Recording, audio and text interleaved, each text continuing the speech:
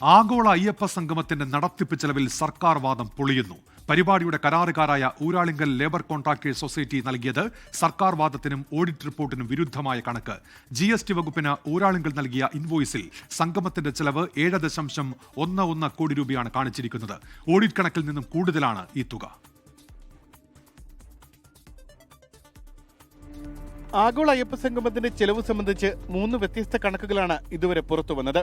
ഹൈക്കോടതിയിൽ സമർപ്പിച്ച ഓഡിറ്റ് റിപ്പോർട്ടിലെ കണക്ക് പ്രകാരം ചെലവ് 6,32 ലക്ഷം രൂപ. ദേവസ്വം കമ്മീഷണറുടെ കണക്ക് പ്രകാരം 4.5 കോടി രൂപ. ഇനി പരിപാടിയുടെ കരാറുകാരായ ഊരാളുങ്കൽ ലേബർ കൺസ്ട്രക്ഷൻ സൊസൈറ്റിയുടെ കണക്ക് പ്രകാരം GST ഉൾപ്പെടെ 7,11 ലക്ഷം രൂപ. 6,02 ലക്ഷം രൂപ ചെലവും 54,24 ലക്ഷം രൂപ വീതം കേന്ദ്ര സംസ്ഥാന GSTയും ഉൾപ്പെടെയുള്ള ഇൻവോയ്സാണ് ഊരാളുങ്കൽ നൽകിയത്.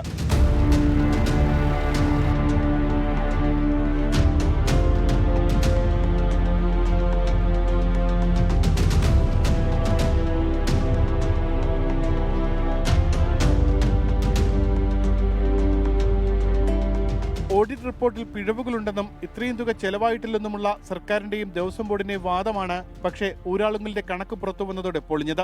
ഊരാളുങ്കലിന്റെ കീഴിലുള്ള Indian institute of infrastructure and കൺസ്ട്രക്ഷന്റെ പേരിലാണ് ആഗോള അയ്യപ്പ സംഗമം കരാറെടുത്തത്.